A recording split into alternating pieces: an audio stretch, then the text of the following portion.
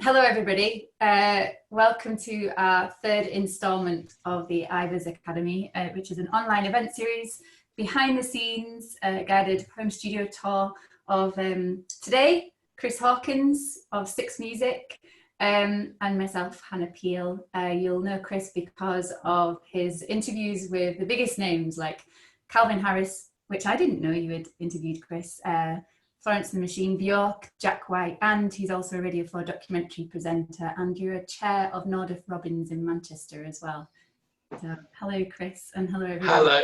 Yes, and you'll know Hannah as an amazing composer, music maker, and brilliant radio presenter as well, with her show on Radio 3. So we're going to chat about anything that you want, and as you gather your thoughts and come up with any questions that you might want to send through, Hannah and I will start the ball rolling with a bit about what we do. And I want to start with you, Hannah, actually, and talk about what you love doing the most with all of these different hats that you wear.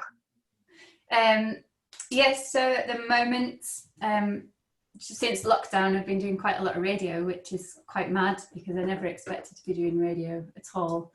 So there's night tracks on Radio 3, which is like a late night music show, contemporary classical. And then there is the Ulster Radio. I can still hear you, Kathy. I don't know if you can mute yourself, but can everyone see Kathy as well?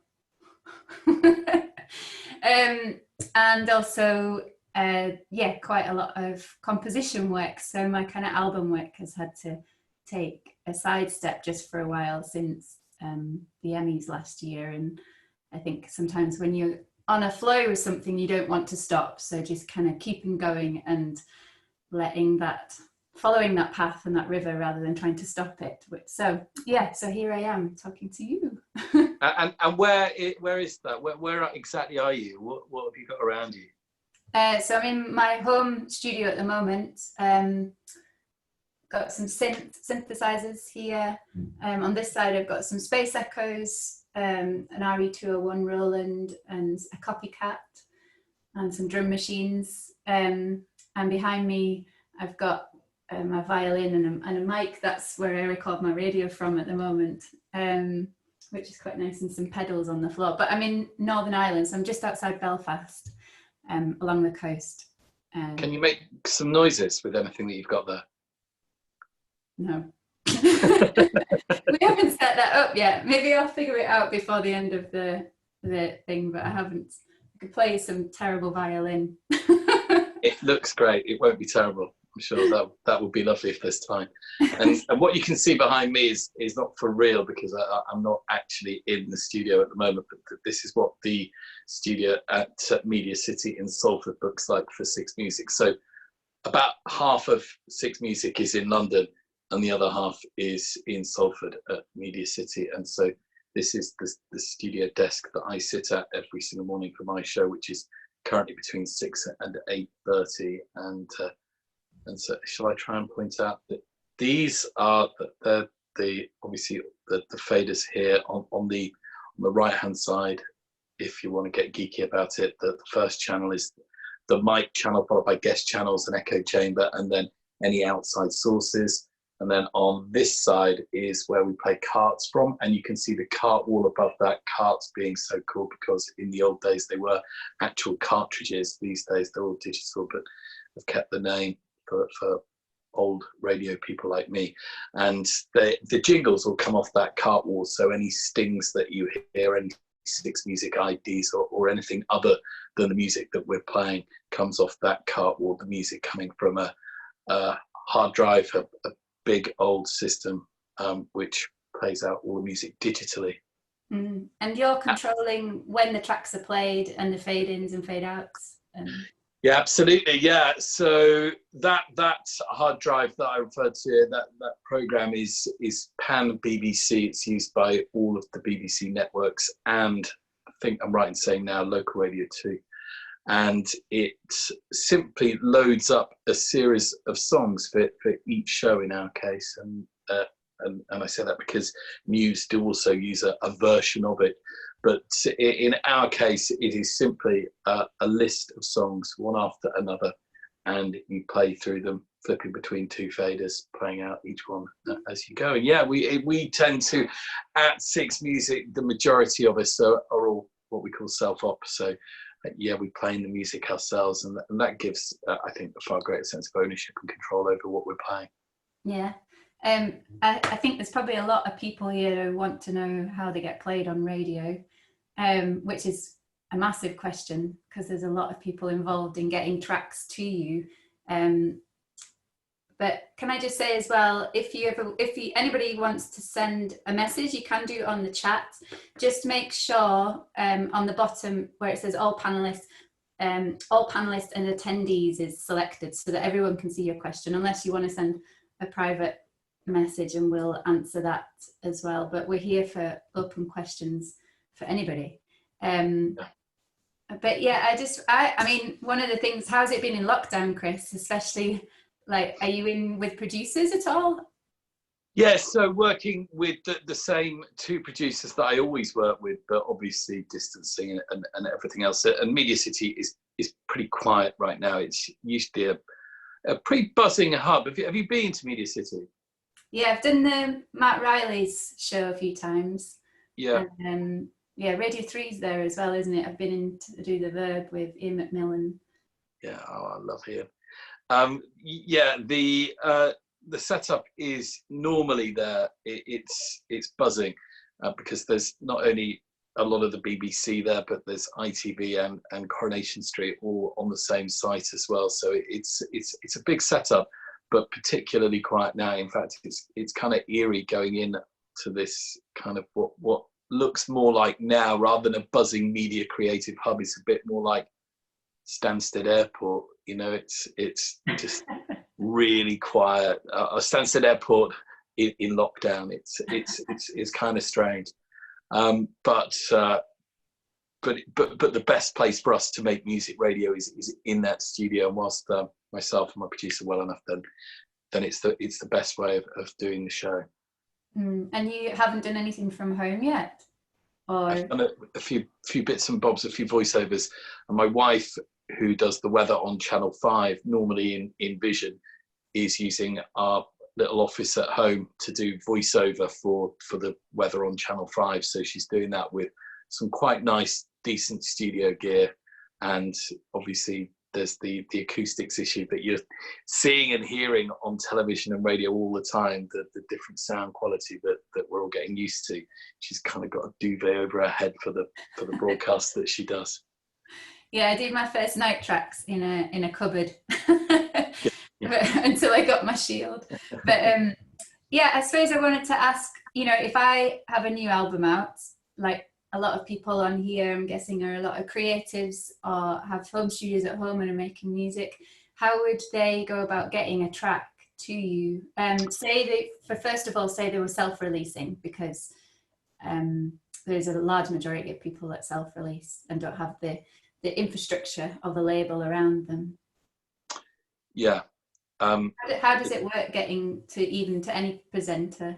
Well, I'll ask you the same question once I've given you my answer, which is, you know, you need to use a certain amount of initiative, and in short, the answer is email the DJ that is most likely to play your song, or the DJ that you want to play that song, and it kind of is as simple as that, but there are other things to consider. You know, you need to be targeting your music at the right person. You need to have heard their show, and you need to get a feel for what they like and what they are likely to play.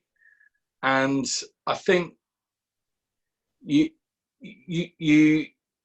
need to make it simple too. So you need a line about why you think that particular DJ will play your song, or should, and a brief description of what the music's about, and then the song itself in a Dropbox link. I think it works best. I say that because so many emails arrive every single day with, hiya, here's our great new song, and it's from this album. You'll find the song on the album, and then you've got 15 tracks and no idea really what the band's called, which song they're referring to, and remembering that we get maybe sent between 50 and 100 new songs every single week, and I think anyway, part of my job is to listen to every single song that gets sent. You got to keep it simple, and there isn't, with all the best will in the world, there isn't time to listen to 50, 75, 100 albums in a week, and maybe that music is the new Oasis, U2, Coldplay, but I think it's pretty unlikely when someone sends an email saying the whole album's great, choose your favorite. I think you have to do a bit of legwork yourself and actually pick out what is the best song, the one that's most likely to get played, the one that's most suitable for the show. And then please don't send Spotify links or anything that's password controlled, because with that volume, there just isn't the time, and you will end up missing out as a result. It needs to be as simple and as appropriate as possible, and really well targeted. And do you like to get it so you've got a little bit of dialogue with that person going as well? Like, I think yeah, I do. I have a lot of personal contact with bands and artists, and ones that I like. I tend to try and keep that relationship going and to support their music going forward. But it I can't stress highly enough how it's got to be as simple as possible, and the way after sending an email to follow up is not 2 hours later saying, just checking that you got the email. Everyone gets emails these days. It's not 1998. You don't need to check if an email arrived, and you can't expect a response every single time. I think every single one of us, all my colleagues at Six Music certainly, will always do our best to get back, and certainly to pursue music that we really love. And you need to then also be checking track listings. And actually, this is what surprises me sometimes, is someone will get back and say, just wondered if you'd played my song. Well, it couldn't be easier, could it, to find out? You could, if you want me to listen to your music, how about you listen to the show that you're so keen to play that song, and check track listings if you're not prepared to spend the time listening. It's a two-way street, I think. Yeah. Anita on the chat said a simple EPK. I don't even know what an EPK is. Electronic press kits. So. Okay, I do that. Yeah. So you'd get that with the track, wouldn't you? I mean, and somebody's also said, hello everyone, a SoundCloud link. Is that? Yes. I mean, what I would say, the EPKs, that is where all the information is. But why not make it as simple as I've just said? Yeah. If you are so keen to get your song, this song that's the greatest work you have ever created, played on the radio, why not spend as much time getting it out there as you have making it? And so yes, the EPKs are great, but maybe further down the line, and there's something that pluggers use, and we'll perhaps talk about pluggers in a bit. But what I just said, surely 3 lines in the body of an email and a link that when you click on it plays the song. It's like the old days of sending a CD, a single, through the post with a note that says who the band are and what the band are all about and what the music is. Yeah. I just think volume is enormous for every DJ on every radio station in all the land. You need to stand out, and therefore keeping it simple rather than, EPKs are, I'm sure, brilliant, and they're probably even more helpful for press who are able to work with longer quotes and so on, and background. Can I just clarify as well, an EPK, for anyone that hasn't ever done one, is where you have the description of who you are, very, very briefly. You have description of the track or what it's from, and then usually it comes with live dates on it as well, who's releasing it, live dates. So literally when somebody's sending it, they can just scan through and get that information really quickly. Usually a picture grabs the attention. Yeah, it does. Yeah. That's what I've found anyway. So. Yeah, I agree. And you know what? I think in lockdown, in terms of making music, you know, I was talking to a band the other day. They were saying that they were going to release something. I was saying, you know, I think now is not necessarily the time. I'm not an expert, but I don't think that right now is the time necessarily where you're going to break through as a new band. I think that maybe focus is elsewhere. Our minds are elsewhere, and therefore music could, in theory, potentially get lost. So what about focusing not only on writing, but also finessing the band? And I was suggesting to this band, you know, think about all that's actually important going forward, and as you get bigger, what you look like, what you wear, what you're about your artwork, and then go back over songs that I bet, knowing you, Hannah, I'm guessing, you know, it's like, you know, you at some point you have to put that down and say that's finished. But this is quite a good time to actually go back over songs and maybe think, actually, I know what I could do with that. That needs some strings, or I could change that piano loop a little bit, or whatever. Just really work on the craft. Yeah, I totally agree. I think sometimes when you're creating, you can feel like you can overkill a vibe though as well. So sometimes it's recorded in essence, and that's what it means. But I think what we're trying to say, I guess, is that with everything that you do, it has a story and it has a context behind it. So if, you know, like the way I'm going to send something to you and hopefully you'll play it is because you're buying into my story and you're saying, this is her, this is what I want to talk about. She's done this about space, and this is what we're going to play. And I guess creatively, if I was making a track, you know, production wise, you stick to what that story is in producing, because sometimes you can add stuff and it doesn't make sense. I could add an orchestra to any track I wanted, but it doesn't make sense to do that.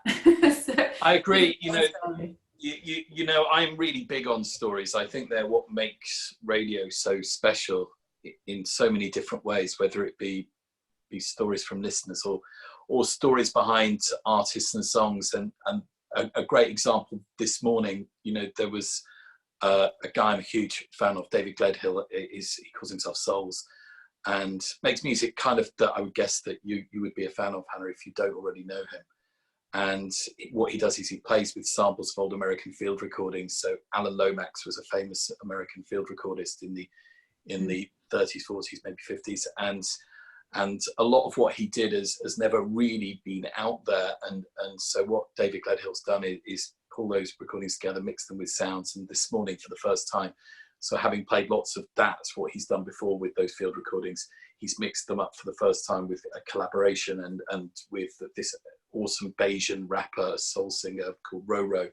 And the mix of his sounds, the soundscape that he has created, mixed with those field recordings, and an old gospel singer this morning, and the very current, fresh sounding rapper and soul singer Roro on that.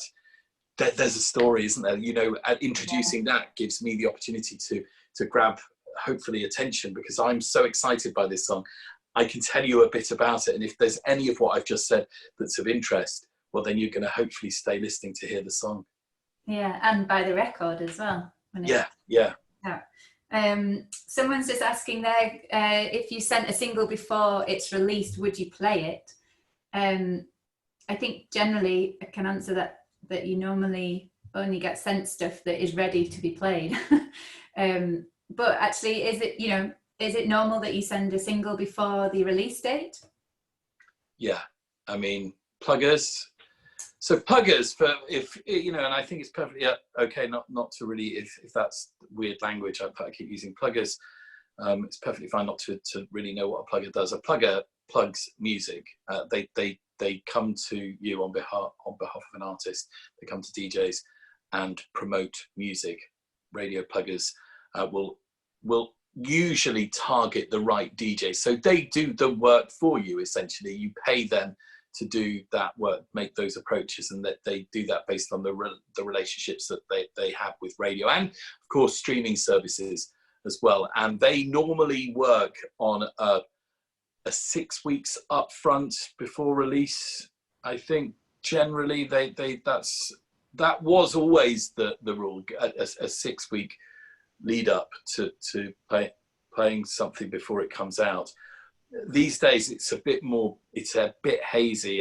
That track that I mentioned this morning, the soul song Glory, that we had a first play of that anywhere this morning at just before 8 o'clock this morning on Six Music, and then it went to digital platforms at 8 o'clock and became available at 8 o'clock. So there are all sorts of different parameters now, but you want to get stuff to radio and streaming services well in advance of it coming out, because there's always a backlog. The list and pile of songs is long and high. Yeah, it's very true. Yeah, I mean, there is definitely a case for preparing things at least when I've ever released records, we'd usually have the record ready with artwork, assets that you're going to use and promote 3 months before release. Yeah. And that's just to give everybody time, and that's to get it to press, to talk about it, to get reviews in.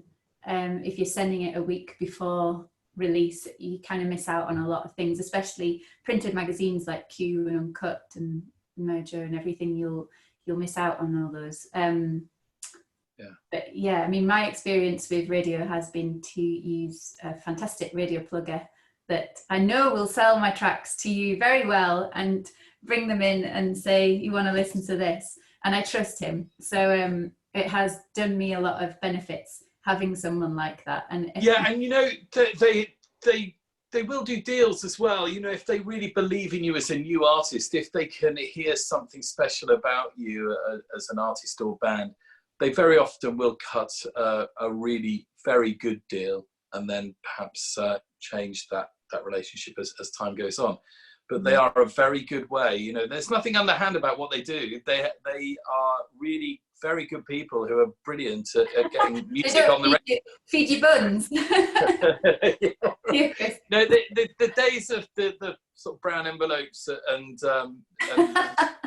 and trips to Vegas in exchange for plays, they are long gone, and are largely mythical anyway. Music is played on the radio on the strength of the music and it's fit on the different show or station that it's being played on. Yeah, that's good to hear. It is genuinely the case.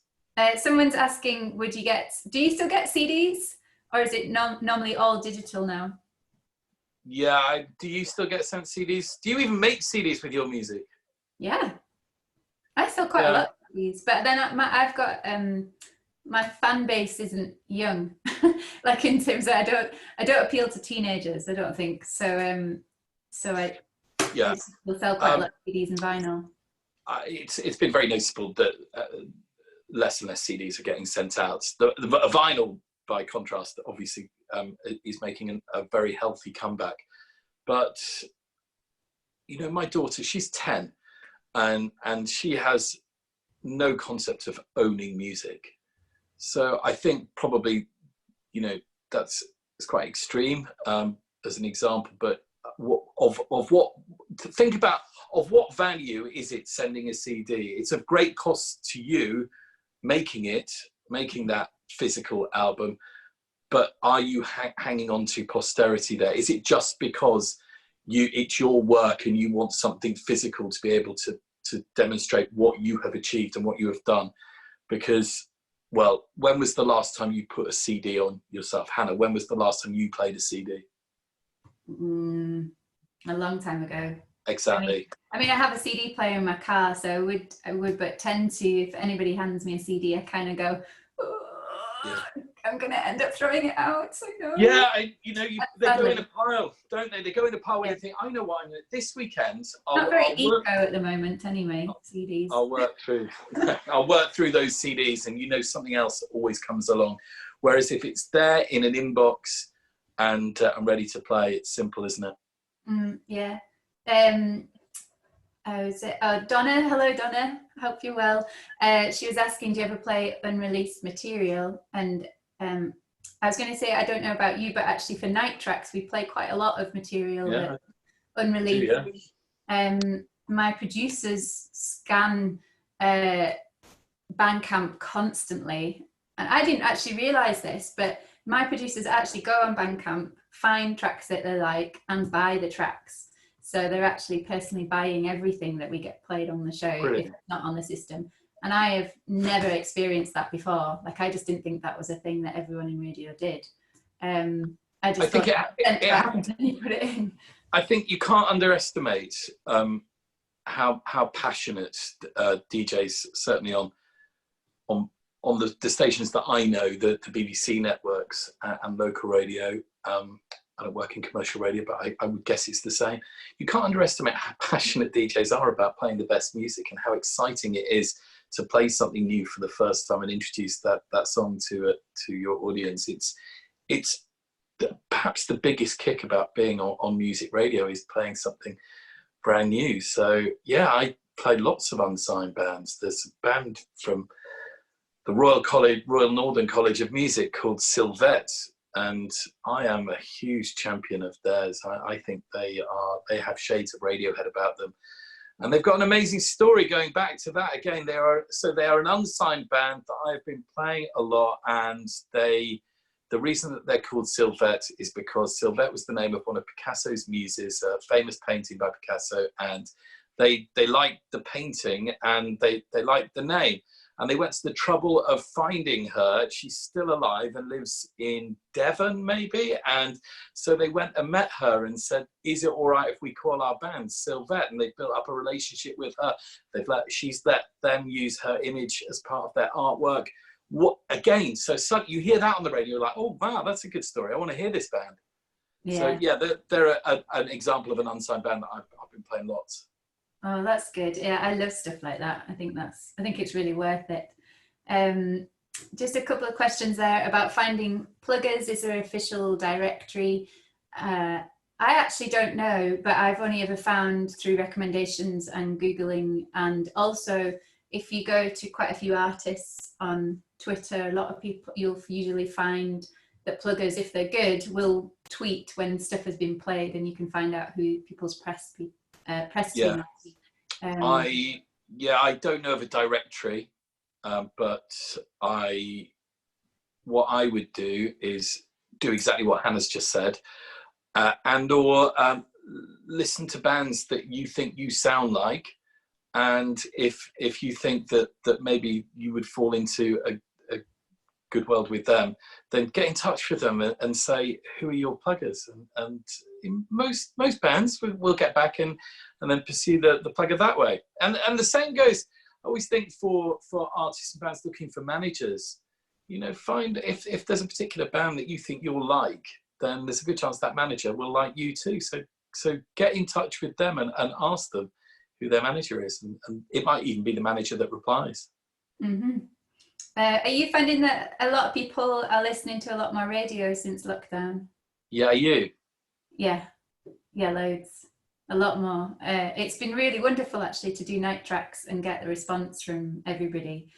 The difference from before lockdown and now is completely different, especially for late night Radio 3, because it's quite relaxing, calm. It's like a sonic journey through the night. So good stuff. There's a lot of people wanting to clear their head spaces.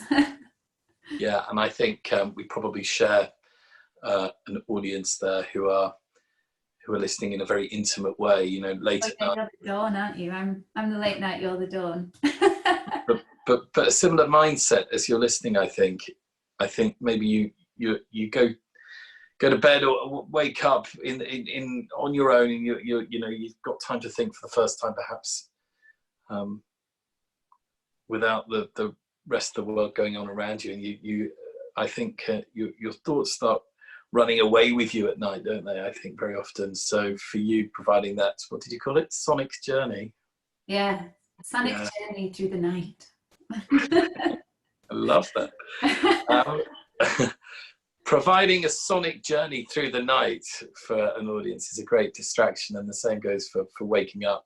I think you wake up with that anxiety and perhaps even paranoia about all that's going on at the moment, and my job is to try and at least take listeners' minds off all the horrific world around us at the moment with music, and it's been a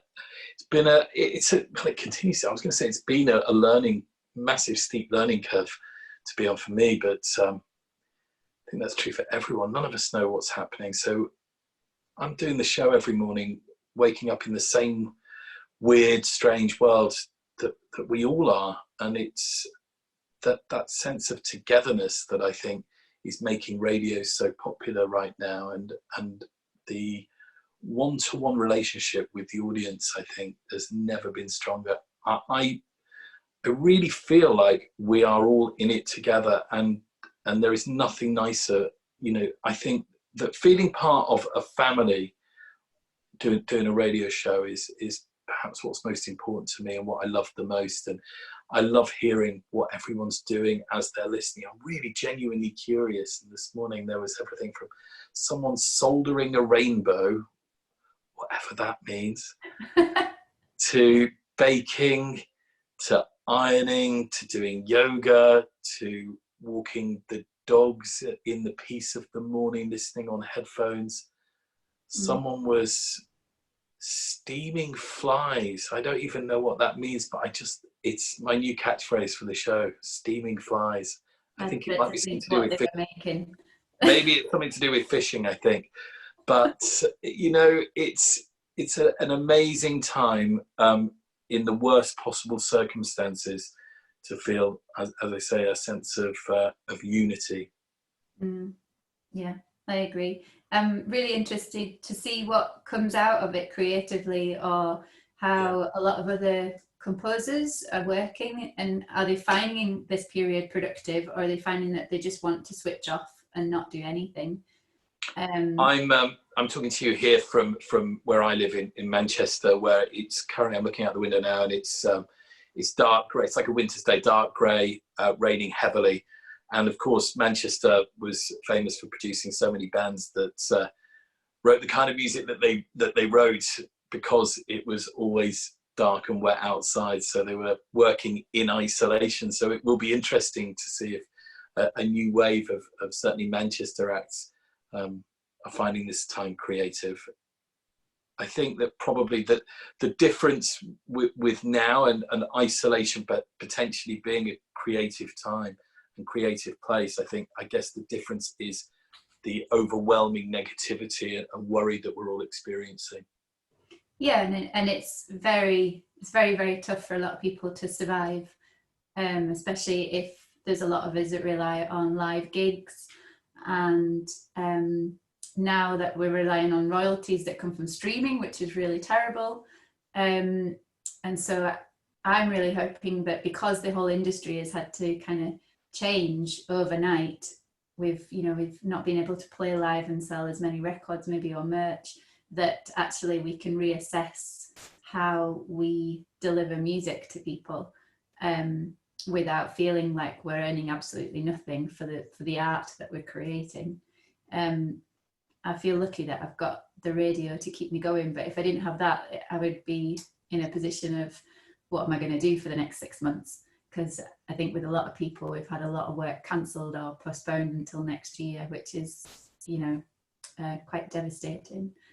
But there's a side to me that thinks that, a bit like what happened after kind of a World War II situation, that you have like a kind of influx of really popular music and upbeat and lots of colours, and all the cars were different colours, and I am hoping that quite a lot of more happy music comes out of this, as well as the self-reflective time, because we're in a period where everything, you're stuck within four walls.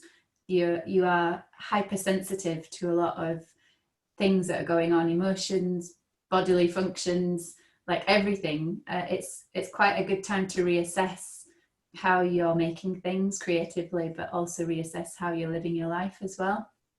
I, for one, do not want to go back to the stress that I was under before lockdown. and that way of living. So I want to make sure that going forward out of this, I maintain space and a nice outlook on life, because there's more important things than just work. Well, I don't think there's any danger of you not being able to find space. I think it's going to be the law. What is really worrying is, and it's, I think it's, no one knows the answer. I think it's going to be a long time before gigs of any scale start again. Yeah, I mean, we don't know, do we? But I mean, everything at the moment's been moved to September, October, November, and then we don't know even what's going to happen there. So I can't really comprehend how it will work. Whether we, you know, this is speculating more broadly. Will we all end up with passports, if we've had it, that allow us to be in the same space as someone else that has? But short of that, it feels like it could be a very long time before we're going to be in venues again. And even if we are, what will that be like for an artist with everyone standing 2 meters apart, looking out on that audience? Perhaps it's better than nothing, but I'm sure that part of the reason that any artist wants to perform is to be a part of an atmosphere that you live off through the performance. And that will be a very different experience. Yeah, definitely. It'd be good to hear from anyone, any of our participants, if you've got any feelings about live, and if you've been doing any kind of live online stuff as well. But I guess that stresses the more importance of radio, and the fact that your jobs are actually very key in that, helping a lot of people stay together, and also supplying royalties when you get played on the radio, to giving us all an income as well. So yeah, well, there's no other way of getting out at the moment. You know what, I feel it's very strongly about supporting musicians right now, but also equally helpless, because I don't think anyone's got the answer. Otherwise there would be, everyone would be doing whatever it is that was the solution. There are ways of supporting your favourite musicians by buying their music rather than just streaming it. I think buying merch is also a really great way of perhaps spending money that you would have spent on going to a gig, buying tickets for a gig. Oh yeah, and Bandcamp are amazing at the moment, because they're waiving the fees. I don't know if everybody's seen that, but once a month they're going to be doing that now, where you can upload your stuff and then you'll earn 100% back of what you sell through the platform.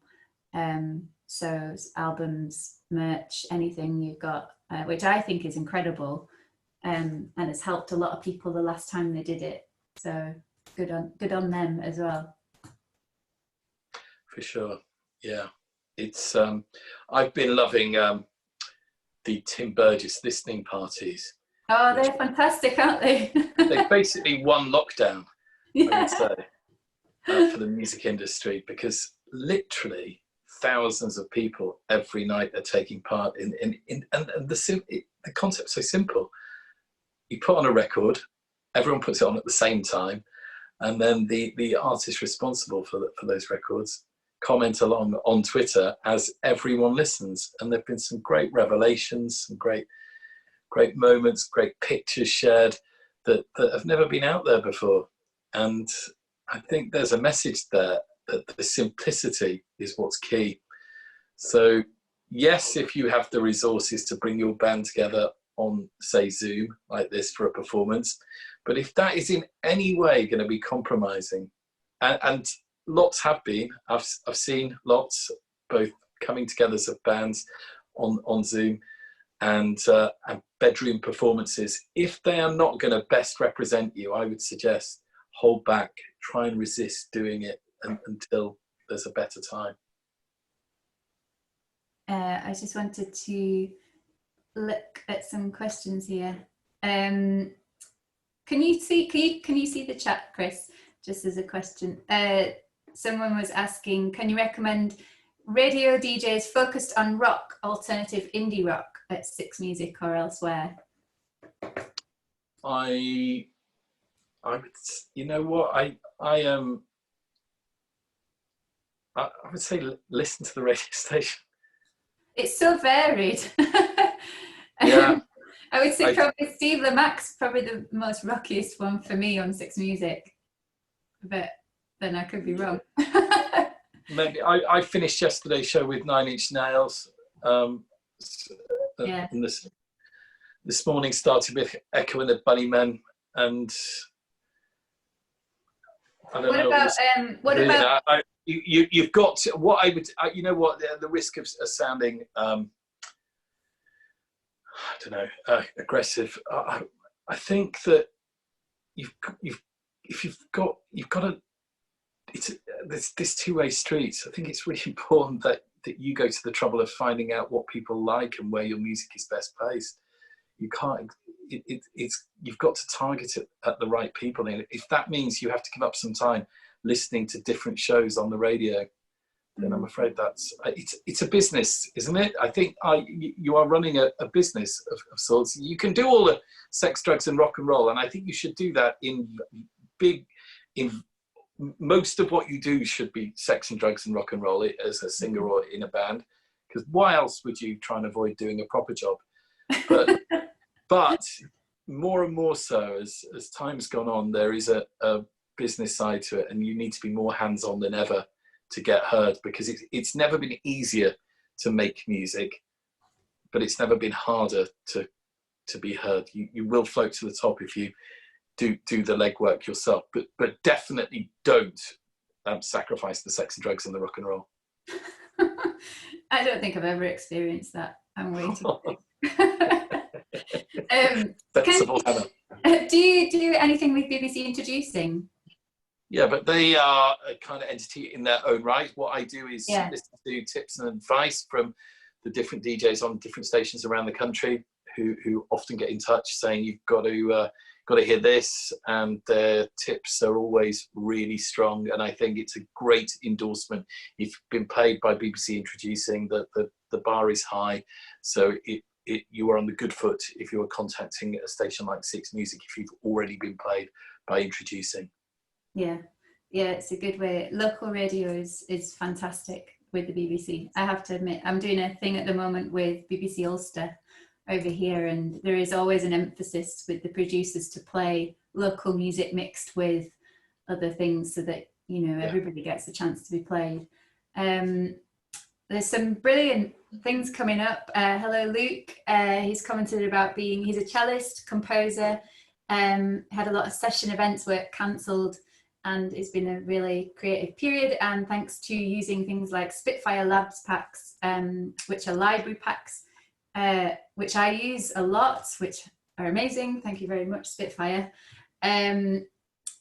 It's a lot more easier to collaborate with people than people think. I just worked on a TV show, 4-part series, and the last episode, lockdown began on the day that I was supposed to do my last session with the string quartet and then go into mixing as well. And we did it all remotely. I got a cellist in London to record cello and viola parts, and then I got a violinist in Scotland to do the violin parts for the rest of the score, led up with some Spitfire help, and a great way of sharing files remotely. Actually, I did tweet the other day, if anyone is following on Twitter, there's a producer called Tim Bran, and he put together a way that you can record music remotely, and it's fantastic. There's no point me talking about it because I think you should just check that out, but the best way of doing that.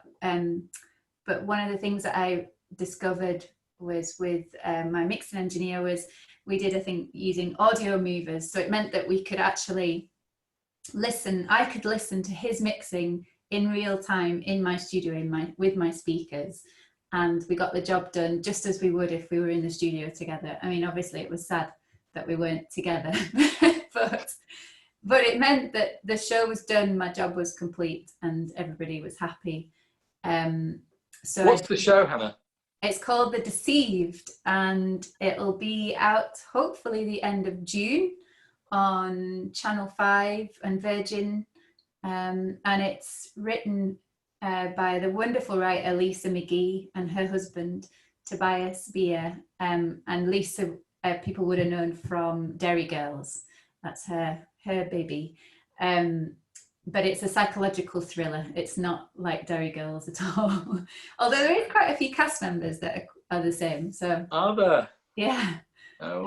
But yeah, it's dark and has a lot of the wild landscape in. So it was quite string heavy. So you can imagine how gutted I was that I wasn't able to get in the studio and be able to direct how I wanted some of the instruments to be played. But it is making things, I think it's one of the things is that living in Northern Ireland as well, like I don't have access to every kind of instrument. And I think one of the things that is changing, there is hosted on the Ivors, there is an incredible list of musicians that you can, Nanita Desai has put together.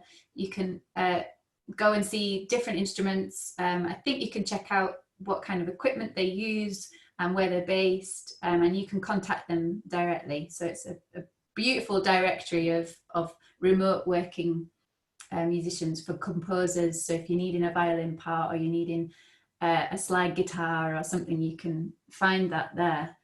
I've got a challenge going on my show that started this week, where we've challenged the BBC Philharmonic to recreate David Bowie's sound and vision. Oh, amazing. In isolation. How many players? 90? No. 90, yeah. That's insane. How are they doing it? So they're all recording at home. An arrangement has been arranged, and each of them is recording their part at home, sending those parts in, and it's being mixed down. And next week, fingers crossed, I'll get to play that out, the full new version. Wow, that's insane. Isn't it? Yeah, that is quite insane. And who's mixing that? Because that's going to be just like a nightmare. Glad I'm not involved in that. I don't envy him. I know it's a him. I don't envy him at all. I mean, that is one hell of a mission, isn't it? Yeah. And I do know also that there are a good number of members of the orchestra who are not technically that great. So you imagine what he's going to be getting, how he's going to be receiving files, and how they're going to sound and have to be redone and whatever else. That's insane. I know. Totally insane. There's a question from Douglas here saying, do you think that online live gigs are a way forward for some artists that are finding it tough? I personally am very shy about doing online gigs, and I think a lot of people are finding solace in doing gigs because it's their way of communicating and getting records out. And actually, even like I think Marianne Hobbs premiered a couple of tracks today that were like recorded at home, not the online kind of live situation.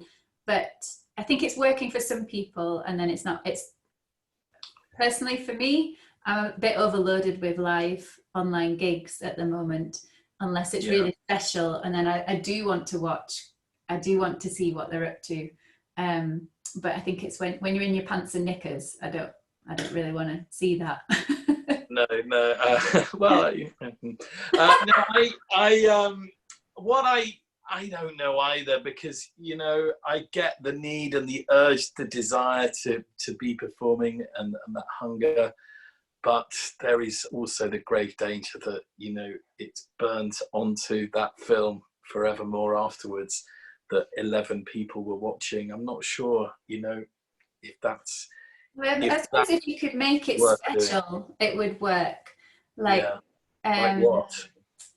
So a lovely friend of mine, Laura Groves, did one for Metronomy. It's just recorded in her room, but she'd set it up so beautifully, like with curtains and a candle and a gorgeous, obviously, song and voice. But it just made it feel like, I actually thought it looked like a scene out of Twin Peaks. It was beautiful, and I wanted to share that and talk about that. Well, I think that's interesting, Hannah, because that comes back to what you said earlier about, and what we discussed, having a story and actually going that extra mile to make that a performance, what Laura did. So it's memorable. maybe that's if you feel that you want to do it and there's enough demand for you from your audience, your fans, then make it really special. But do remember that although I don't think there'll be opportunities to play live in venues for a good while, but you are in all likelihood going to be back in a studio space, if that's where you would normally find yourself, within a matter of weeks now. So maybe it's worth just holding on and being more and more clear about what it is that you want to do as an artist. Yeah, honing skills. I've just started doing a few online singing lessons. Only because I really want to learn how to sing classically, and I've never been trained, so I just thought, why not? I thought you were teaching them. No, I want to learn. I've got the time. It was either sit and crochet and watch Netflix or learn something. So I decided that I want to develop my voice, so it's not just folk and pop, that I can actually do, stuff for film scores where you're doing demos and you need a classical singer. I want to be able to just do that straight away and then obviously replace it later down the line. But there's certain people I'm so impressed with the way they sing, and I'd love to be able to do that. So yeah, I started that. My singing teacher I found on Twitter, and she's giving me video lessons, and it's amazing. Yeah, love it. What's her name? Eloise Warner. Deserves a name check, I think. What about the crocheting? Is that a thing? Yeah. Whoa! What have you done? I've made all sorts. I had a whole brand and everything, and it was called Peel Your Clothes Off. And it was just like the premise was like, because it was really thick wool, that it would be so hot that you would have to peel the rest of your clothes off to wear it. What did you make? Like what? Like huge shawls and scarves and rugs and and then I actually went on to making ties. Like I made quite a lot of ties, and but it was because I was touring so much. Like geography teacher ties. Yeah. Made of wool. Yeah. Like in what kind of quantity were you doing this? Quite a lot. But then you see, when you're on tour, you've got a lot of time. You're sat in the back of a van the whole day if you're traveling through France or Germany, and so I would come off tour and have a scarf or two done, and it became quite addictive. I would go into wool shops just to smell the wool. You weren't joking about not doing the sexy drugs and rock and roll, were you? I'm not. I'm so Where's Hannah? She's crocheting at the back. Everyone was doing it. It was a thing. It wasn't just me. Don't know if that's true. Or unless it was a prerequisite to be in your band. Yeah. I just want to catch up on a couple of things that people are saying. Hello, Lord of the Lobsters. Yeah, this is brilliant. He does lobstericiously hope so that festivals will happen again in lockdown. I wonder, do you have claws to go with that? Someone saying, don't you think that the laziness by some bands we allude to? Let me read this before I read it up. Not sure about that. Not sure what you mean. Sorry, Peter. Please clarify that. A lot of people asking about live. And do you have any advice for setting up a home studio on a budget? Yes, I do. You don't need much. I think you need to make sure you've got a DAW, so your digital audio platform, so like Logic or Ableton, to record into, whether your computer, but also an audio device. I use Universal Audio, but they can be quite expensive, and you don't really need to have all that. But RME do quite nice little ones that you can do. So you've got a line in, you've got a mic in, you've got MIDI in. I would have a MIDI keyboard, and you can get them quite cheaply, and maybe some kind of synthesizer or a guitar, and that's all you need. And then you can put it through plugins and effects and make things. Someone was asking earlier if I do a lot of my recordings here in the house, and I would say 90% of everything I do in this room. the whole entire TV show, apart from the string recording, was done in this room.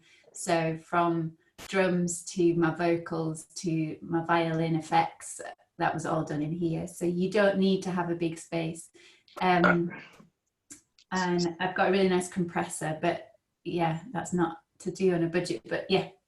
So you can do that. I hope that helps. Focusrite, yes, Focusrite do very good interfaces. And speaking of violin, I think you promised earlier to play a little something. I'm not playing. Go on. Well, let's just at least... No, sorry. I've not practiced. I've been focusing on my singing and my radio work. Well, I think you've let us all down, Hannah. Oh, times are tough, it's weird, it's strange. I'm very sorry. We've got 2 minutes left. Show. If anybody has any questions, please fire anything away. But I just want to say a massive thanks, Chris and the Ivors, for hosting this. It's been a lot of fun to talk and hear your side of it. I actually wanted to ask you about playlists because I think it's a bit of a dark art that I've never been able to find out about, and how you even get on. Who even chooses the playlist? It's dead simple, and I'll answer as succinctly as possible. A panel, a group, a committee from each radio station, I'll talk about 6 Music in my case, get together once a week to listen to new releases that are out, say 6 weeks up front, and that list can be anything to 50, 100, 150 songs long, and each song gets you get to listen to an excerpt of each song, and the best ones get on according to the committee, which is made up of the music team at 6 Music, producers, DJs. Everyone has a say. And the reason for a playlist is because if there's something, say the new Avalanche's song comes out, everyone wants to play it. To avoid it being played every 5 minutes on every single show, a playlist simply separates that new music so it's not on repetition too much. Oh, that's good. I didn't know that. That's handy to know. I think that's nearly it. So shall we say goodbye? Yeah, just what's the BBC Two show you've got coming up? Oh yeah, if anybody wants to watch on BBC Two on Saturday night, there's a new documentary about the model and war photographer and collaborator with the surrealist artist Man Ray, called Lee Miller, and it's a documentary about her life because she was just the most amazing icon of the 20th century, like and unsung greatly, but she was there at the liberation of Dachau concentration camp. She helped develop, and I think was a collaborator with Man Ray in developing solarization, so all that kind of photography skills. But yeah, it's a beautiful documentary that I worked on at the end of last year, so November and December, and it's finally out on the TV on Saturday night, so you can check it out. But thank you everybody for joining us. It's lovely to see you and talk, and thank you, Chris, for letting me ask you so many questions as well. Thank you for the chat, Hannah. Let's do it again sometime. Thank you. Bye bye. Thank you. Bye bye.